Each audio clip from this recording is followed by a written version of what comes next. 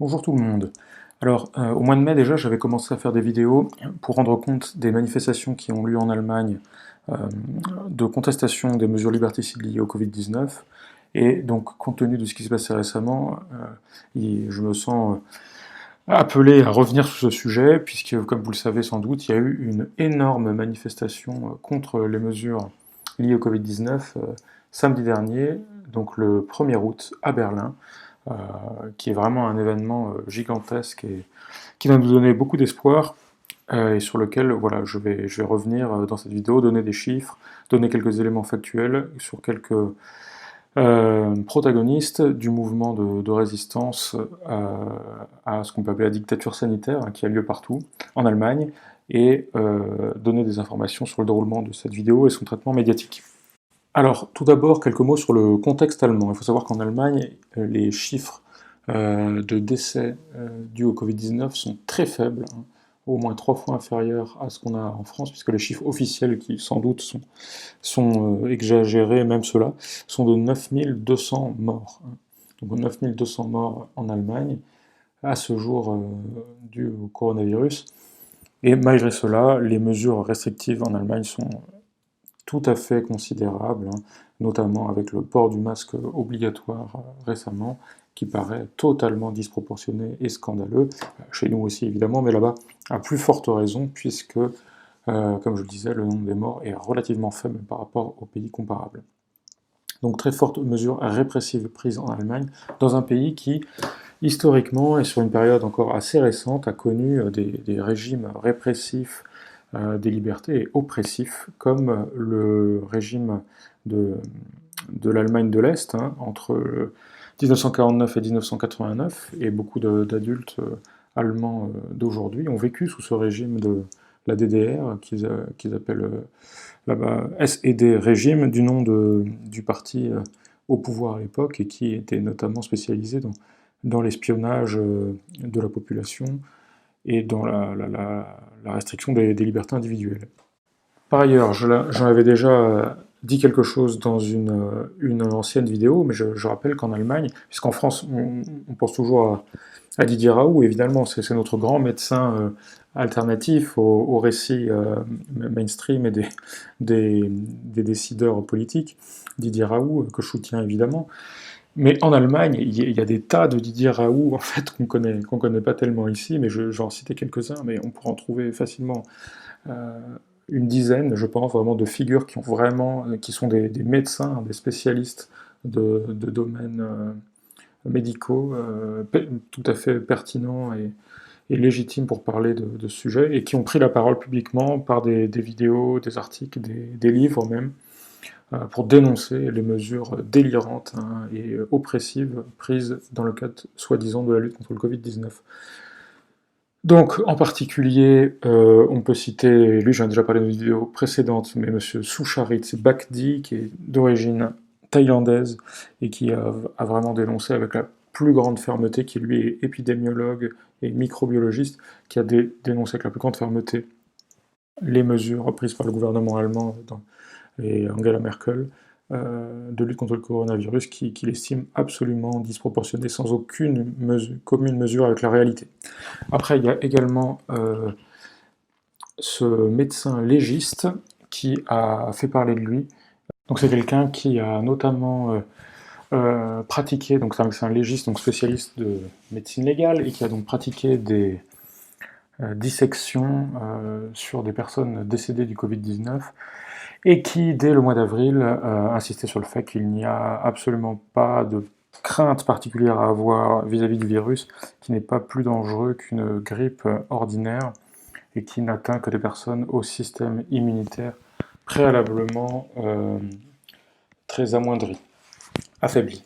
Ensuite, on a également quelqu'un que j'ai découvert plus récemment, un pneumologue, le docteur Wolfgang Wodark, qui apparemment a exercé des fonctions importantes euh, concernant la politique, le lien entre politique et santé, hein, également auprès de l'Organisation mondiale de la santé, et concernant la pandémie de H1N1 en 2009-2010, Et ce médecin a pris des distances considérables vis-à-vis de la politique du gouvernement allemand concernant la gestion de l'épidémie de Covid-19.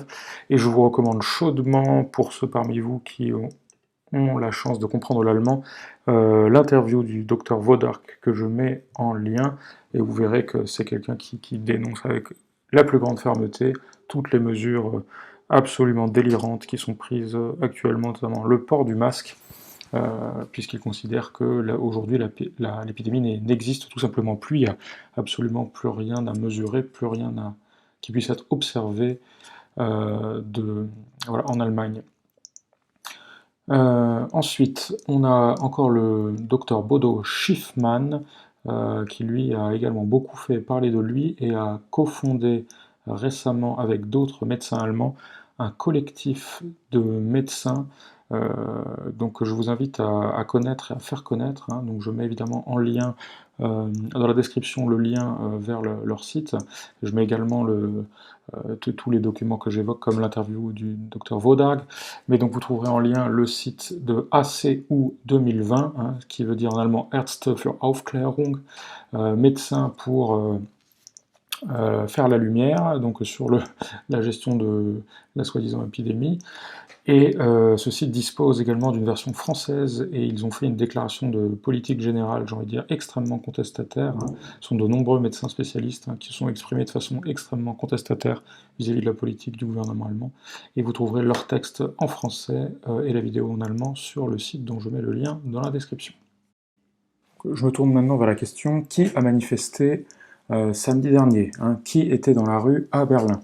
Donc on a vu des images qui montrent des foules vraiment de gens manifestants. Alors je reviendrai ensuite sur la question des chiffres, mais d'abord, qui était là? Alors il faut savoir qu'il y a des gens qui sont venus, d'après ce que j'ai vu sur des vidéos, des interviews faites par des journalistes alternatifs allemands, il y a vraiment des gens qui sont venus de toute l'Allemagne, hein, et même de tout le monde germanophone, de Suisse et d'Autriche. Il y a vraiment des gens qui sont venus de loin, qui ont fait la route. C'est quelque chose qui a été organisé de longue date, depuis plusieurs semaines, par tout un mouvement qui se structure à travers des sites internet, des chaînes YouTube, sur les réseaux sociaux. Il y a vraiment quelque chose qui s'organise, et les gens ont fait le chemin pour venir manifester à Berlin. C'était leur grand rendez-vous de l'été, le 1er août. Donc vraiment des gens qui sont venus de loin, et même de l'étranger. Je voyais quelqu'un qui venait de Suède être interviewé. Bon, de qu'est-ce qu'il s'agit? Alors politiquement, c'est difficile à cerner, hein. On a vraiment un spectre politique assez large, mais bon, quand même plutôt, on peut dire, j'ai l'impression, gauche, extrême gauche, avec un peu, sans doute aussi quelques infiltrés, voilà, extrême gauche type Black Bloc, mais quoique là j'en ai pas vraiment vu très clairement cette fois-ci. Et voilà, la question de l'extrême droite, vraiment, quand on lit la presse allemande, vraiment leur propagande, c'est voilà, c'est extrême droite, néo-nazi, etc. Bon, ce qu'on peut observer concrètement, c'est qu'il y a des gens qui se promènent avec des drapeaux de l'ancien Reich allemand, celui d'avant la Première Guerre mondiale, hein, c'est le drapeau blanc, rouge et noir. Donc ces gens-là s'appellent des Reichsbürger. Nous, c'est un peu l'équivalent de nos royalistes, hein. C'est les gens qui sont pour un retour au Reich allemand, donc d'avant la République, qui est un peu l'équivalent qu'ils ont en Allemagne de chez nous, hein, République maçonnique, on va dire. Donc on a des gens comme ça. Après, on voit pas du tout de symboles nazis ni rien du tout, mais alors, il y en a qui ont un look un peu skinhead, quelques-uns très peu, mais en tout cas, la propagande des médias mainstream veut nous faire croire qu'il y a essentiellement des fachos, mais ça n'est pas vrai d'après les images. Alors, on a certainement des gens qui sont adeptes, qui sont des anti-vaccins, etc., très remontés sur ce sujet-là, et très conscients des agissements de Bill Gates. Ça, c'est sûr, c'est un fort mouvement anti-vaccin, mais aussi avec des liens avec la mouvance écologiste. On a pas mal de gens qui, à mon avis, sont à la base des écolos, mais qui ont viré anti-vaccin, anti-5G, etc. On a également des gens qui sont dans les spiritualités orientales, ça il faut bien le noter, ça joue même un rôle assez important. On voit des gens qui manifestent en faisant de la méditation, du yoga, etc. Et ça joue également un rôle sur certaines chaînes de réinformation importantes dont je vais rappeler l'existence dans un instant. Donc quelques mots sur maintenant des acteurs, hein, des gens qui organisent ce mouvement qui a permis de rassembler autant de monde à Berlin. On a un personnage pas banal et qui a été très médiatisé en Allemagne, qui est Monsieur Attila Hildmann, qui lui est à la base est un cuisinier vegan et qui est en fait entré dans la contestation, dans ce que les médias appellent le complotisme, et en fait qui est juste une prise de conscience de la réalité tragique des choses. Et ce monsieur Attila Hildmann a également fait beaucoup parler de lui et beaucoup fait connaître le mouvement de contestation du coronavirus et de dénonciation de ce qui se profile, à savoir le vaccin obligatoire, etc., à la suite du masque obligatoire. Encore quelqu'un que je voudrais signaler, qui est monsieur Thorsten Schulte, que j'ai découvert dans un autre contexte, qui est la dénonciation de la remise en cause enfin, de l'argent liquide et de la dénonciation de la disparition programmée et organisée de l'argent liquide. Donc ce monsieur Thorsten Schulte est plutôt quelqu'un qui réfléchit à la base sur des problématiques économiques et concernant l'argent, l'épargne, etc., mais qui a écrit un bouquin qui a connu beaucoup de succès en Allemagne, qui s'appelle Fremdbestimmt, ce qui veut dire déterminé par l'extérieur, à l'inverse de Selbstbestimmt, qui veut dire libre, quoi, autodéterminé. Et donc ce monsieur Thorsten Schulte a également été très actif apparemment dans ce mouvement de contestation des mesures liées au Covid-19 et était présent à la manifestation du 1er août où il a fait un discours très applaudi et il a apparemment été arrêté par la police. Alors je ne sais pas ce qu'il est devenu maintenant, mais ce monsieur Thorsten Schulte a été arrêté par la police qui, comme on le voit sur certaines images, eh bien, est intervenu pour liquider la manifestation, les manifestants n'ayant pas porté évidemment le masque, puisqu'ils sont là pour contester le port de ce masque inutile et absurde, et n'ont pas non plus respecté les distances, les mesures de distanciation sociale également inutiles et absurdes. Et donc la police a procédé à une dissolution de la manifestation assez violente, et a notamment interpellé certains protagonistes comme ce monsieur Schult. Maintenant, je voulais dire quelques mots sur les médias de réinformation allemands qui ont permis l'organisation de cette manifestation et leur ligne politique. Alors, on peut mentionner notamment Rubicon TV, pour ceux qui comprennent l'allemand, vraiment, je le recommande très chaudement. C'est un grand média de réinformation avec beaucoup de succès sur YouTube. Et voilà, qui est sur une ligne de contestation radicale de l'absurdité des mesures liées au Covid-19. Hein. Ils comptent 80 000 abonnés et ils ont des intervenants de qualité, y compris des médecins spécialistes qui s'expriment sur leur chaîne Rubicon TV. Après, on a le site, la chaîne YouTube MM News, 66 000 abonnés. Là, c'est un journaliste indépendant hein, qui fait en fait des reportages un petit peu à la Vincent Lapierre, si on veut comparer, sur toutes les manifestations contestataires, anti-système, je dirais de tendance gilet jaune ou complotiste, si on veut. Et voilà, il fait des reportages très intéressants sur tout ce mouvement qui se développe en Allemagne et il contribue à l'amplifier évidemment. Et récemment, c'est lui qui interviewait une ancienne citoyenne d'Allemagne de l'Est, interview très intéressante où elle faisait une comparaison en fait entre ce qu'elle a vécu dans l'Allemagne de l'Est sous ce régime communiste avec les mesures de privation de liberté, d'espionnage, etc. et puis ce qu'elle voit se développer en ce moment dans le contexte du coronavirus. Ensuite, je vous recommande également et je signale l'existence du mouvement politique et de la chaîne YouTube Querdenken 711. Ça, c'est l'origine du mouvement qui est parti de Stuttgart hein, et qui ont été les organisateurs officiels de la manifestation de Berlin. Donc Querdenken 711, le nom est intéressant aussi. Querdenken, ça veut dire ceux qui pensent de travers, hein, ceux qui ne pensent pas comme les médias voudraient qu'on pense, ceux qui ne pensent pas droit, mais quer de travers.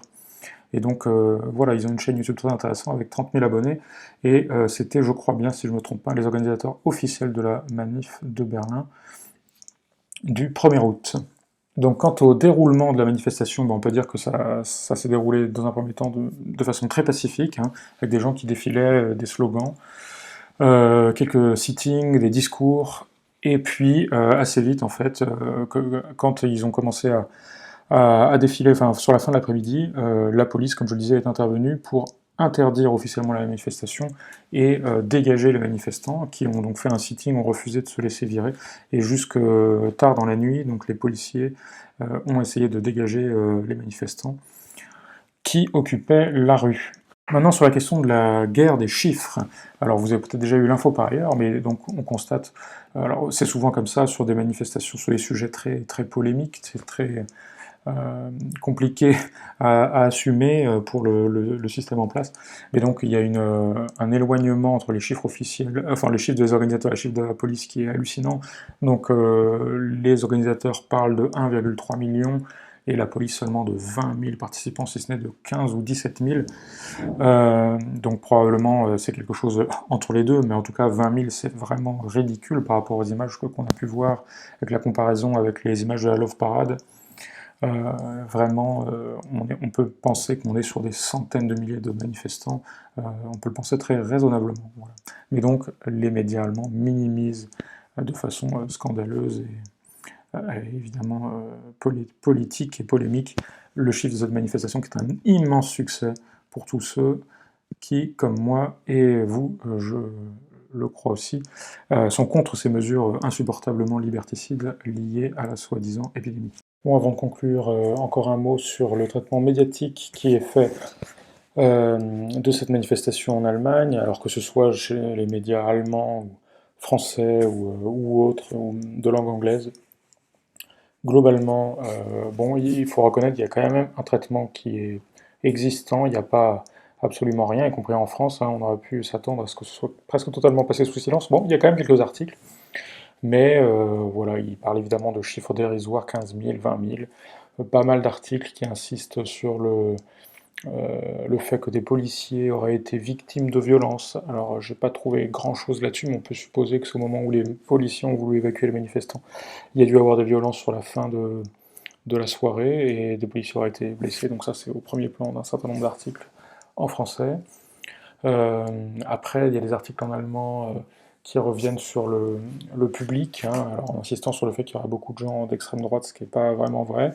Par contre, en effet, il y a plusieurs journalistes qui soulignent qu'il y a un mélange très hétéroclite de la manifestation. C'est vrai qu'on voyait, je ne l'ai pas dit tout à l'heure, mais on voyait à la fois des drapeaux LGBT, là, avec le marqué patché dessus, et puis un peu plus loin, des drapeaux de l'ancien Reich allemand. Voilà, donc un mélange assez surprenant. Donc des gens en méditation, on a vu passer un drapeau israélien, bon, des choses assez variées. Et donc les médias rendent un petit peu compte de cette diversité, mais en minimisant franchement le nombre. Et je voyais aussi une journaliste de Die Welle en anglais qui insistait sur le fait qu'elle relevait une hostilité des manifestants à l'égard des journalistes, ce qui n'est pas étonnant.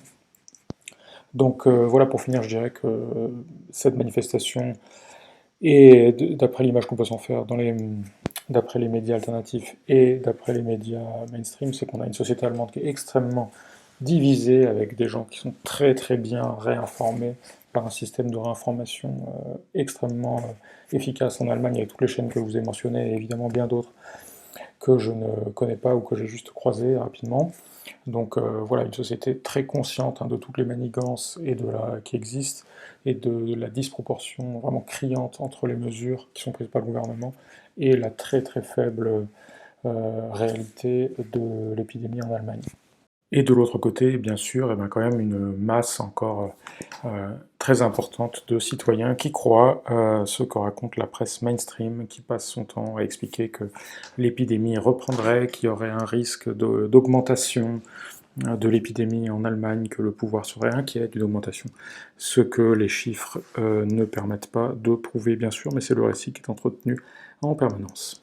Et enfin, je voudrais finir sur une note d'espoir, c'est quand même, on vit dans une époque pas très réjouissante. Je veux dire une manifestation de cette nature dans une capitale européenne avec des centaines de milliers de personnes, et ça fait, même si c'est extrêmement hétéroclite, que c'est très très divers comme public, ils sont quand même réunis autour d'une même dénonciation de mesures scandaleusement liberticide, totalement légitimé par un discours totalement faux, totalement mensonger, et voilà, et qui se réunissent pour revendiquer de vivre simplement en liberté sans être obligés de porter des masques inutiles, de rester à la maison ou de devoir garder ses distances avec les autres. Donc toutes ces mesures qui nous pourrissent la vie. Voilà, donc une manifestation qui est vraiment porteuse d'espoir, et j'espère de tout cœur qu'on en verra d'autres de la sorte, y compris en France, dès la rentrée. Sur ce, je vous dis à bientôt. Merci d'avoir écouté jusqu'au bout.